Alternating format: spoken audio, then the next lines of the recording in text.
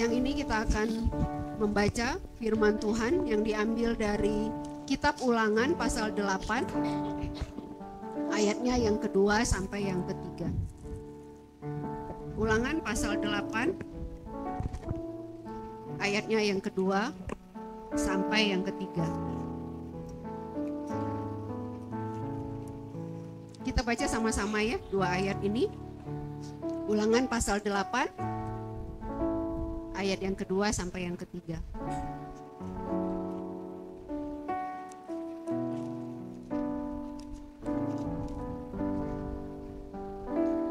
Sudah dapat Bapak Ibu? Mari kita baca sama-sama ya. Ulangan pasal ke-8 ayat yang kedua sampai yang ketiga. Demikian firman Tuhan. Ingatlah kepada seluruh perjalanan yang kau lakukan di padang gurun selama 40 tahun ini dengan maksud merendahkan hatimu dan mencobai engkau untuk mengetahui apa yang ada dalam hatimu, yakni apakah engkau berpegang kepada perintahnya atau tidak.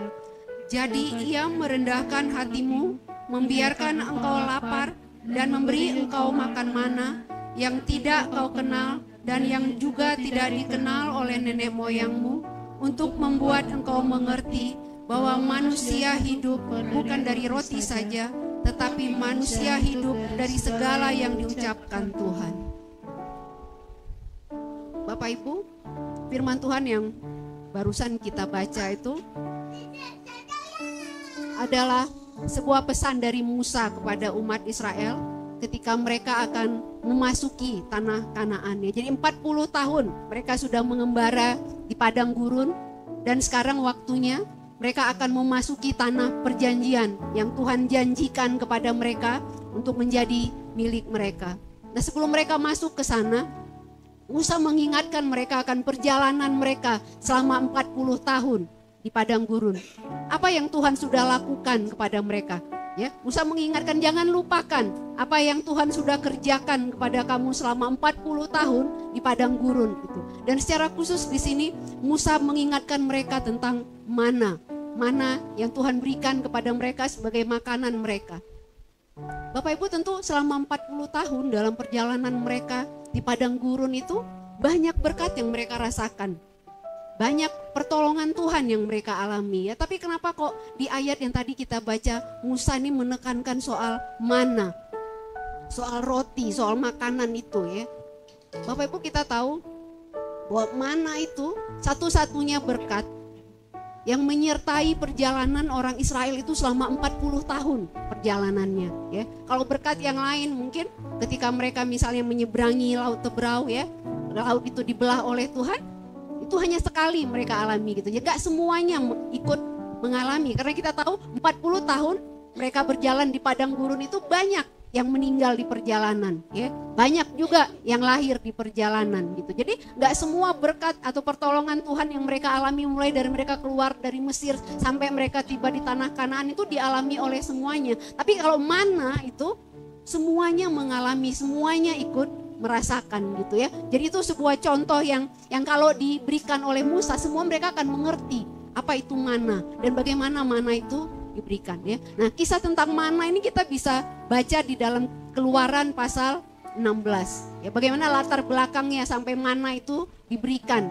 kepada Tuhan ya. Nanti Bapak Ibu boleh baca di dalam Keluaran pasal 16 ya. Jadi di situ dikisahkan bahwa ketika orang Israel masuk pada bulan kedua perjalanan mereka ketika mereka keluar dari Mesir ya, mereka itu sampai di padang gurun Sin katanya kalau di Keluaran pasal 16 itu ya. Dan ketika mereka sampai di sana mereka kehabisan bekal. Ketika mereka keluar dari Mesir, mereka kan bawa perbekalan ya gitu. Tapi dalam perjalanan itu kemudian bekalnya itu habis. Dan bekalnya itu habis itu persis ketika mereka ada di tengah-tengah padang gurun.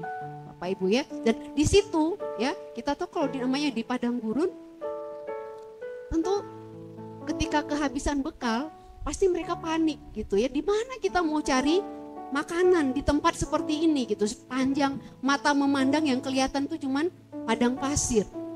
Gak ada tanda-tanda kehidupan di situ gitu. Jadi di mana kita bisa mengharapkan makanan gitu ya. Nah, dalam keadaan seperti itu Bapak Ibu, ya pasti akan ada tanda tanya dalam hati mereka gitu ya.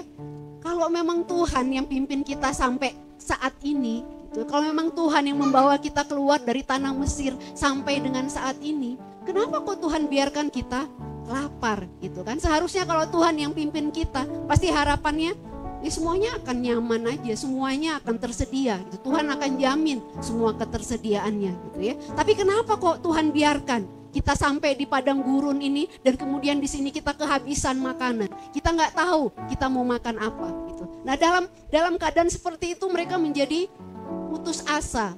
Bapak Ibu kalau mencari kambing hitam. Kenapa kok kita bisa seperti ini gitu ya? Mungkin bukan Tuhan sebetulnya yang pimpin kita keluar dari Mesir. Mungkin dalam hatinya kemudian timbul pernyataan seperti itu ya. Mungkin bukan Tuhan sebetulnya. Mungkin ini bisa-bisanya Musa gitu kan. Makanya kalau kita baca di dalam Keluaran pasal 16 itu, mereka marah kepada Musa gitu.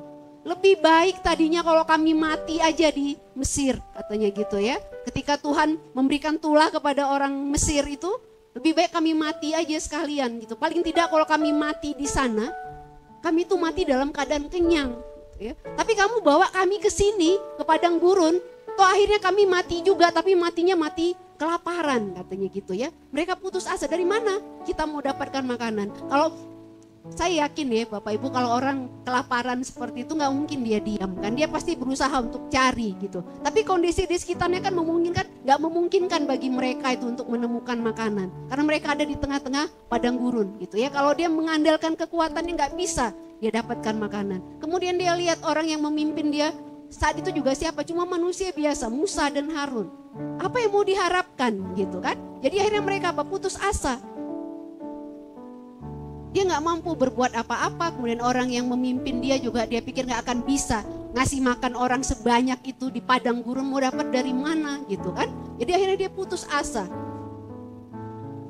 Dan mungkin pertanyaannya seperti tadi, kalau memang Tuhan yang pimpin kita, kenapa kok kita diberikan masalah sebesar ini gitu. Kenapa Tuhan biarkan kita lapar di tengah-tengah padang gurun yang luas ini kan gitu ya.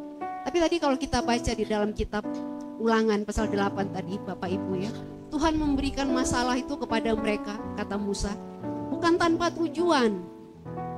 Tuhan, apakah Tuhan sanggup memberikan mereka makanan? Sanggup, lebih dari sanggup Tuhan memberikan mereka makanan. Tapi katanya tadi Tuhan sengaja memberikan kamu suasana seperti itu. Tuhan sengaja membiarkan kamu kelaparan, katanya ya. Tujuannya untuk apa? Untuk merendahkan hatimu, katanya tadi. Untuk merendahkan hatimu dan supaya kamu mengerti bahwa orang itu, manusia itu enggak cuman hidup dari makanan aja, tapi juga dari segala firman yang diucapkan oleh Tuhan. Bapak Ibu mungkin kita bertanya ya, bagaimana orang yang kelaparan itu direndahkan hatinya? Nah tadi seperti saya sudah katakan ya, di tengah-tengah padang gurun itu mereka nggak punya pengharapan. Kekuatannya sendiri jelas nggak bisa dia andalkan, dia nggak bisa cari makanan dari manapun gitu ya. Pemimpinnya pun nggak bisa kasih dia makan. Lalu dari mana? Nah di saat dia putus asa seperti itu Tuhan bertindak gitu. Tuhan bilang, aku yang akan mencurahkan makanan kepadamu dari langit. Kalau orang lagi putus asa, Bapak Ibu ya nggak tahu mau berbuat apa gitu. Lalu tiba-tiba di tengah keputusasaannya ada tangan yang memberikan pertolongan kepada dia. Pasti matanya terbuka, gitu kan? Pasti itu menjadi sesuatu yang sangat berarti buat dia. Dan itu yang Tuhan mau gitu. Lewat kelaparan yang mereka alami itu, Tuhan mau mereka melihat ketika Tuhan memberikan pertolongan, mereka bisa melihat bahwa ternyata memang selama ini pertolongan itu dekat kok dengan kami gitu ya. Tuhan tuh gak pernah jauh sebetulnya gitu. Jadi betul bahwa Tuhan yang bawa kami tuh dari tanah Mesir tuh benar gitu. Dan dia tuh gak pernah jauh sebetulnya. Dia tuh sebenarnya selalu ada gitu ya. Tapi ketakutan kami gitu kan, ketakutan kita itu yang membuat Tuhan tuh rasanya jauh sekali dari kita. Kita itu yang membuat pertolongan tuh rasanya jauh. Padahal sebetulnya dia dekat. Kalau saja mereka ingat Bapak Ibu ya, semua yang mereka sudah alami sejak mereka ada di tanah Mesir sampai Tuhan membawa mereka keluar seperti itu, pasti mereka akan tahu bahwa sebetulnya mereka cukup berseru kepada Tuhan, Tuhan pasti akan jawab mereka. Tapi memang itulah sifatnya kita manusia kan. Mudah sekali kita melupakan apa yang Tuhan sudah kerjakan dalam kehidupan kita. Pak Pendeta sering singgung ya, katanya kalau bulan-bulan seperti ini ketika orang mau masuk sekolah gitu kan, orang tua yang punya anak yang mau sekolah, pasti keluhannya semua apa? Pusing gitu ya, banyak biaya. Ini anak mau masuk ke jenjang sekolah yang lebih tinggi. Kemudian kita melihat biayanya besar sekarang sekolah gitu, mungkin khawatir gitu kan. Dan Pak Pendeta bilang, padahal dari tahun ke tahun anak kita sekolah, setiap tahun kita khawatir, setiap tahun ajaran baru, tapi nyatanya sampai hari ini mereka masih sekolah kok. Tapi kita memang sering lupa gitu ya, begitu peristiwanya berlalu kita lupa pada apa yang Tuhan sudah kerjakan dalam hidup kita. Dan kemudian ketika kita mengalami sebuah masalah, kita ngeluh, kita khawatir gitu. Lupa bahwa sebetulnya Tuhan tuh gak pernah jauh. Tuhan tuh sebetulnya ada di dekat kita, kita tinggal berseru, kita tinggal minta, Tuhan akan menggerakkan tangannya untuk menolong kita. Tapi ketakutan kita, kekhawatiran kita itu yang membuat Tuhan tuh rasanya jauh. Kenapa? Karena kekhawatiran itu membuat kita kemudian bertindak sendiri, mencari jalan keluar sendiri. Bukannya datang kepada Tuhan, kita berusaha dengan kekuatan kita untuk mencari jalan keluar dari masalah kita. Mengandalkan apa yang kita bisa untuk mengatasi persoalan yang sedang kita hadapi. Dan akhirnya ketika kita sudah mentok, gak tahu lagi mau berbuat apa, baru kita datang berseru kepada Tuhan. Syukur-syukur kalau berseru ya. Tapi seperti tadi orang Israel, mereka bukannya berseru tapi justru bersungut-sungut. Seolah menyalahkan Tuhan karena keadaan yang mereka alami. Tapi Tuhan itu baik, Bapak Ibu ya. Tadi dikatakan sengaja Tuhan biarkan mereka kelaparan supaya mereka itu merendahkan hati. Supaya mereka mengerti bahwa pertolongan mereka itu bukan datang dari kekuatan mereka, bukan datang dari lingkungan sekitar mereka, tapi pertolongan mereka itu yang terutama itu datangnya dari Tuhan. Dan ketika mereka sudah putus asa, nggak tahu lagi mau berbuat apa, baru mereka sadar gitu. Oh ternyata hanya Tuhan yang bisa kita andalkan dalam kehidupan ini.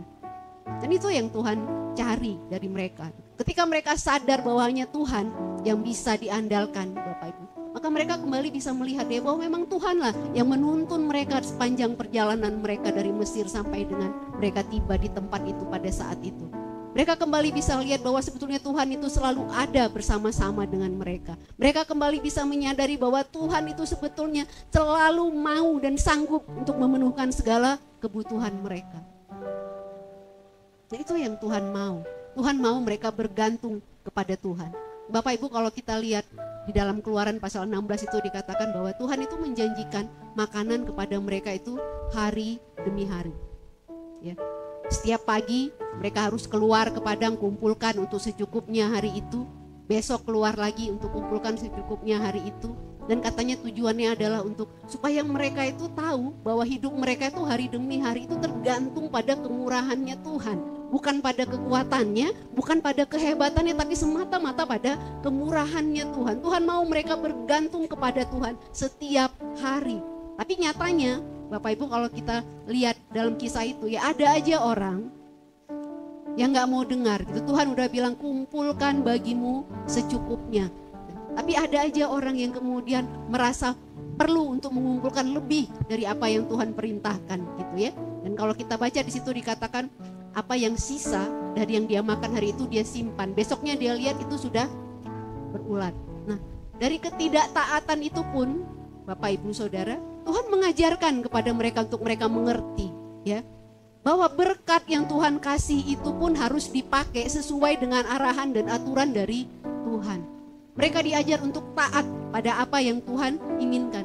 Berkat yang ada pada kita, yang Tuhan kasih pada kita, Bapak Ibu Saudara, kalau itu nggak dipakai sesuai dengan apa yang Tuhan mau, itu bukan jadi berkat lagi, tapi bisa jadi malapetaka ya. Kalau Bapak Ibu membaca di dalam kitab Ulangan kisah tentang yang sama seperti ini ya, di situ dikisahkan lebih jelas tentang burung puyuh ya. Ketika orang Israel itu merasa bosan katanya makan mana terus gitu ya, dan mereka berharap bisa makan daging, dan kemudian Tuhan menjanjikan iya 1 bulan penuh ke depan aku akan kasih kamu makan daging katanya gitu kan. Dan itu datang dalam bentuk burung puyuh yang banyak. Bapak Ibu, Tuhan selalu bilang ambil secukupnya yang kamu perlu untuk hari ini. Sampai 1 bulan ke depan aku jamin kamu akan terus dapat makan daging. Tapi apa yang mereka lakukan? Ketika melihat burung puyuh datang berduyun-duyun banyak begitu, muncullah keserakahan mereka. Kemudian apa? Dia kumpulkan banyak. Tuhan suruh kumpulkan secukupnya, dia kumpulkan, ya dalam bahasa Indonesia sehari-hari dikatakan 1 ton, 1 orang katanya gitu ya. Kemudian yang 1 ton itu dia coba awetkan, mungkin pikirnya begitu ya. Kata Tuhan kan cuma 1 bulan. Gitu. Jadi kalau aku ambil banyak, aku awetkan, aku keringkan, aku bisa makan lebih dari 1 bulan. Gitu kan? Tapi Tuhan gak suruh begitu gitu. Tuhan suruhnya ambil secukupnya yang kamu perlu. Dan akhirnya keserakahan mereka itu mendatangkan penyakit bagi mereka sendiri dan mereka mati katanya di padang gurun itu ya. Jadi ternyata kalau kita diberkati oleh Tuhan, Bapak Ibu, berkat itu pun harus dikelola sesuai dengan caranya Tuhan. Itu bukan mau-maunya kita ya. Berkat yang ada pada kita itu sebetulnya bukan miliknya kita, tapi itu miliknya Tuhan yang dititipkan pada kita. Kita ini pengelolanya. Jadi apa yang dikasih itu harus dikelola sesuai dengan tuntunannya Tuhan, sesuai dengan tuntunannya firman Tuhan. Kalau kita turut apa yang kata Tuhan, maka itu akan benar-benar menjadi berkat yang berguna bagi kita. Tapi kalau kita lakukan semaunya kita, seperti tadi saya katakan, apa yang seharusnya menjadi berkat itu bisa menjadi kutuk, bisa menjadi malapetaka. Dia nggak lagi berguna bagi kita, tapi dia justru mencelakakan kita.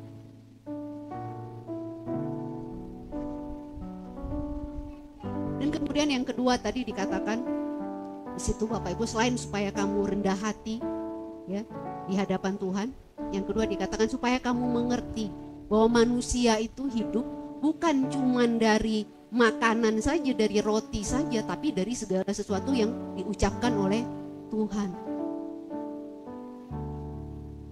Bapak Ibu, kadang-kadang kita tanpa sadar kita tuh datang kepada Tuhan tuh cuman mau cari berkatnya saja, dan berkat yang kita cari itu hanya berkat jasmani saja gitu ya, memenuhkan apa yang kita perlu, apa yang mau kita makan, apa yang mau kita pakai, bagaimana supaya anak kita bisa sekolah.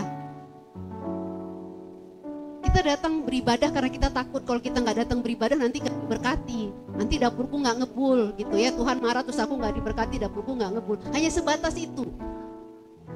Nah, Musa bilang bukan cuman kebutuhan jasmanimu yang kamu harus pikirin gitu ya.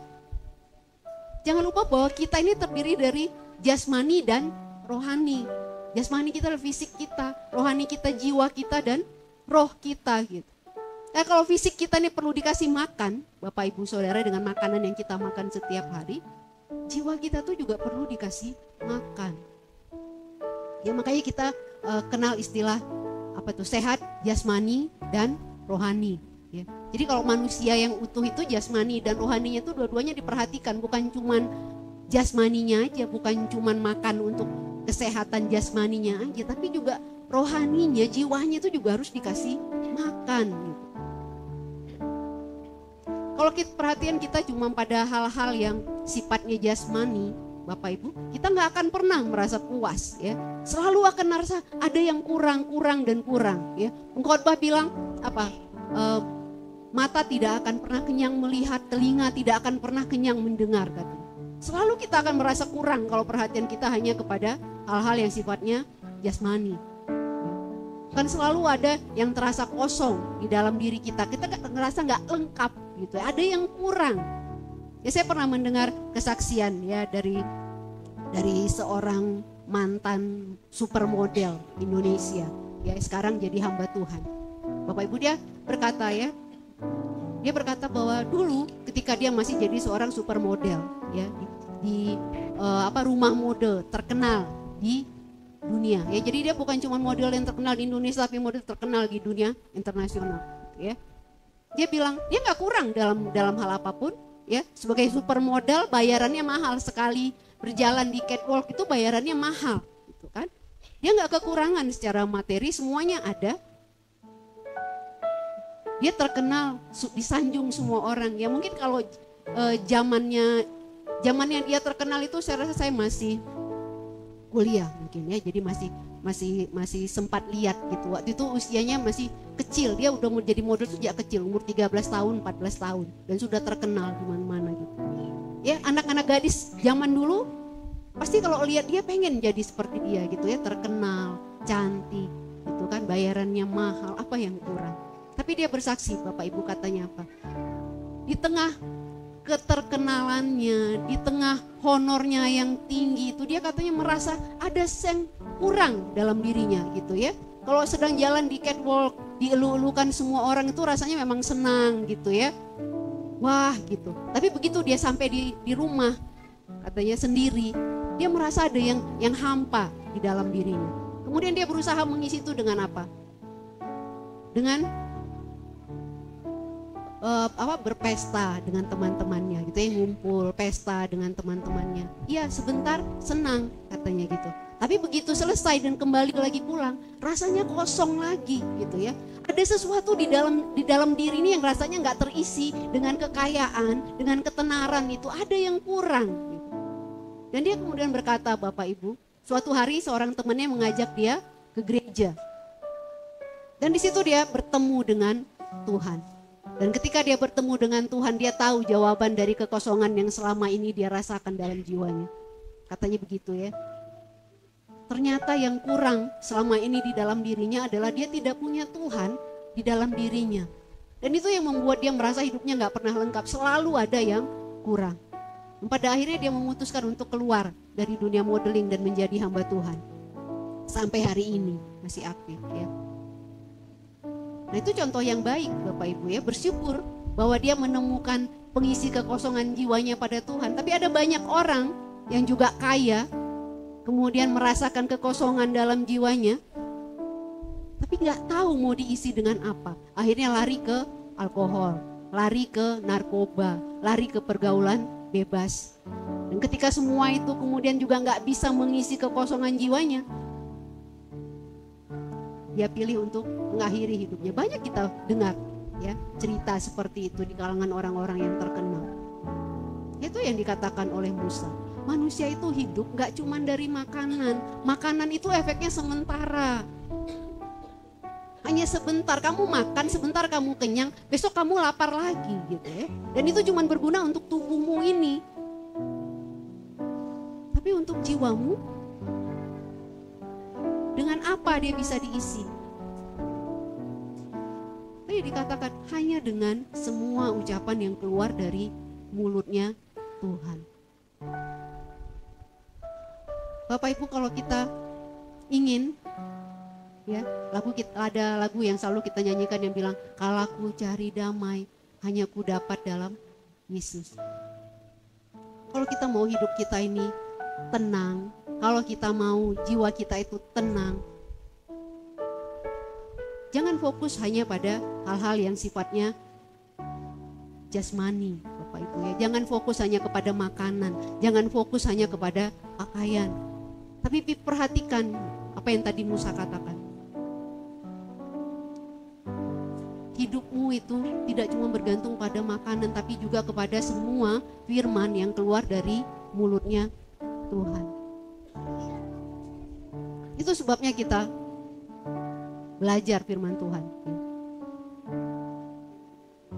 Bapak Ibu, bagaimana caranya supaya jiwa kita itu tetap terisi?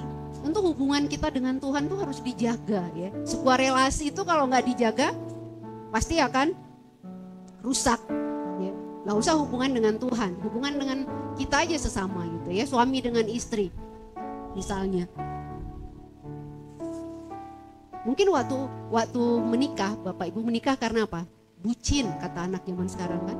Cinta betul dia, makanya dia menikah, suami istri. Itu bukan dijodohkan, dia memilih sendiri, dia jatuh cinta kemudian menikah. Tapi beberapa tahun kemudian, ya, ada banyak kejadian seperti itu kan. Dia bilang apa? Pisah. Kenapa pisah?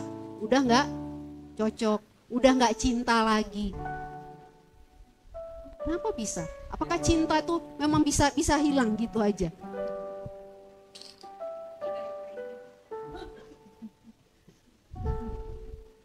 Bapak Ibu, relasi yang gak dijaga itu gak dirawat bisa rusak gitu ya. Kalau hubungan tuh mau terjaga, kita harus saling komunikasinya harus baik gitu. Tapi kenyataannya kan enggak, ya kan? Baiknya itu cuma waktu apa?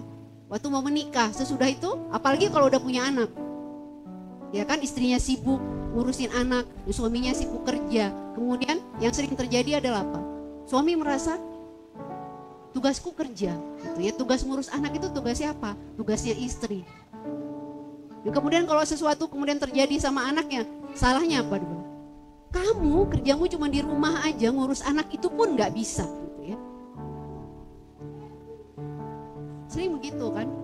Kalau anaknya berprestasi, ya, itu anak kita, gitu. Kalau berprestasi ranking 1 di sekolah itu anak kita. Tapi begitu bandel, begitu bermasalah, itu anakmu, gitu kan? Kemudian itu yang bikin perpecahan dalam keluarga. Yang satu merasa nggak dimengerti, yang satu merasa nggak dipahami, gitu ya. Kenapa? Karena komunikasinya kurang. Harusnya kan setiap persoalan dalam rumah tangga itu selesaikan bersama-sama, kan? Kita tetap komunikasi apapun itu, gitu. Kalau anak kita nakal, ya kita sama-sama cari solusinya. Apa yang bikin dia nakal? Bagaimana caranya supaya kita bawa dia kembali? Ya, supaya dia kembali dari jalannya yang nakal itu ke jalan yang benar.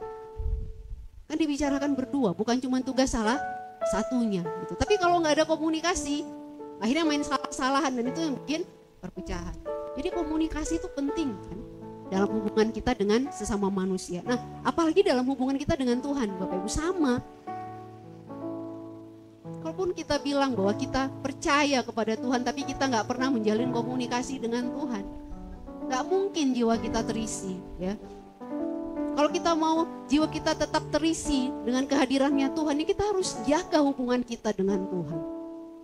Tapi bagaimana mau terjaga kalau komunikasi pun kita nggak mau? Itu hanya kalau terdesak, hanya kalau putus asa kita datang. Tapi kalau kita sedang merasa hidup kita baik-baik aja, nyaman-nyaman aja, kita lupa untuk datang kepada Tuhan. Kita lupa untuk berkomunikasi dengan Tuhan.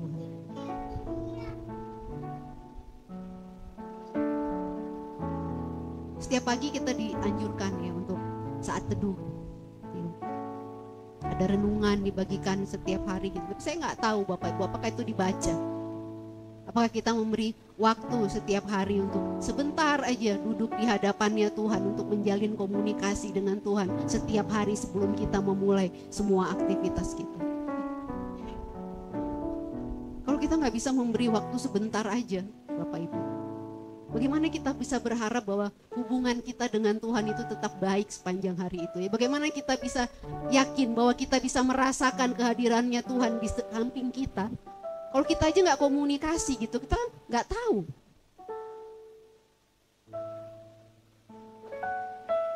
Itu sebabnya tadi kata Musa, kalau kamu mau hidup, maka hidupmu itu jangan bergantung kepada makanan aja, jangan pada kebutuhan jasmani aja. Tapi kamu harus isi juga jiwamu dengan setiap perkataan yang keluar dari firman Tuhan. Diisi artinya bukan cuma diingat, tapi dihayati dan dikerjakan gitu ya. Dilakukan. Nah, firman Tuhan yang dilakukan itu yang akan menjaga kita tadi katanya Bapak Ibu.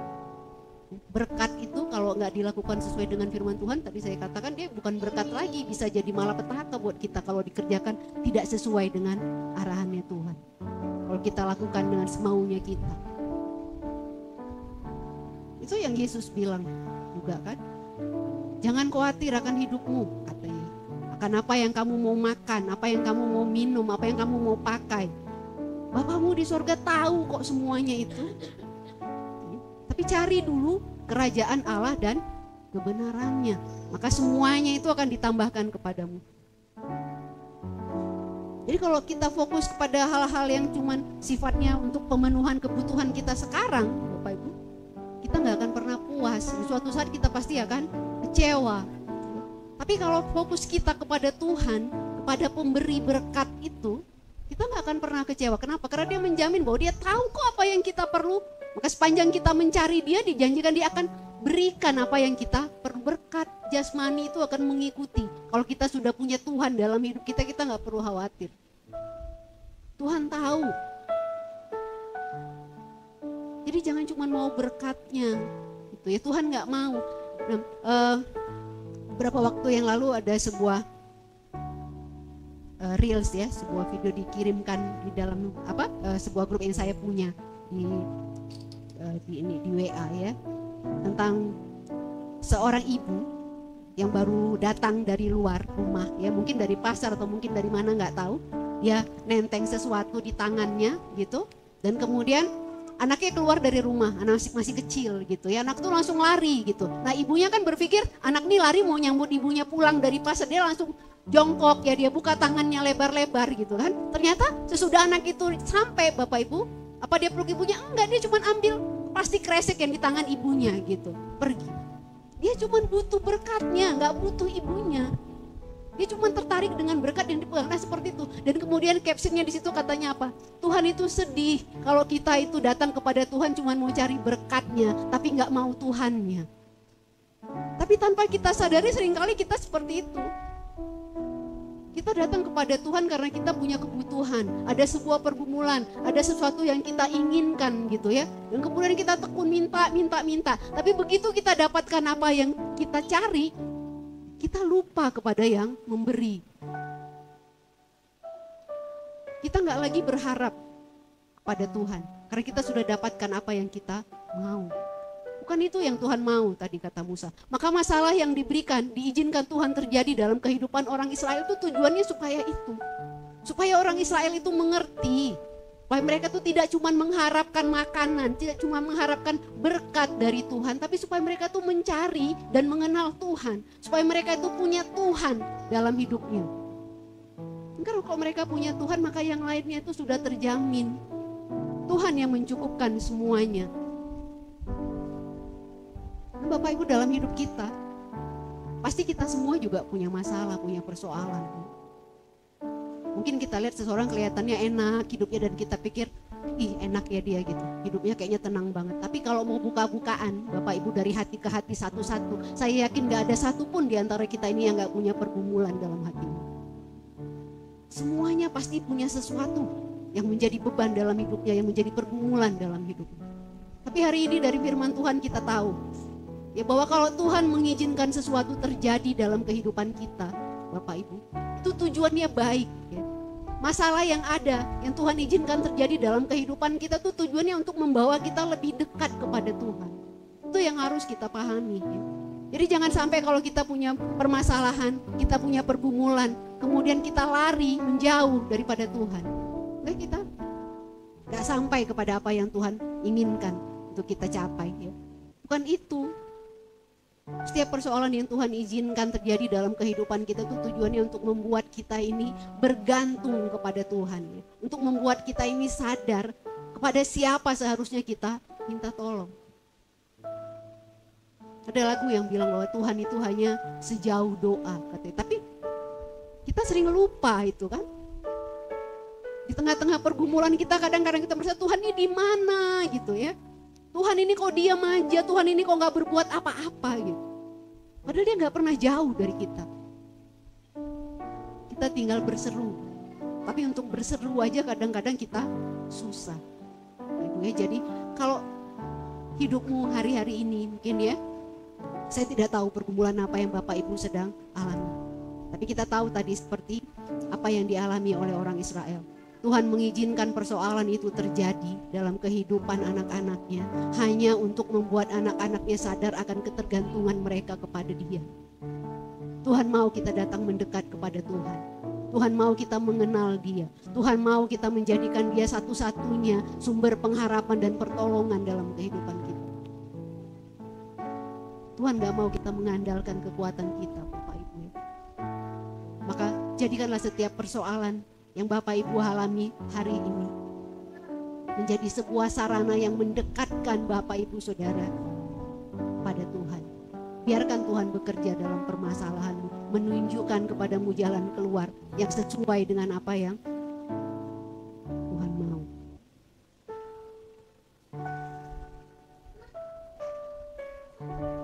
Bapak Ibu, biarlah apa yang kita dengar hari ini bisa menjadi sebuah pengingat pada kita ya, bahwa sesungguhnya Tuhan itu selalu memperdulikan kita.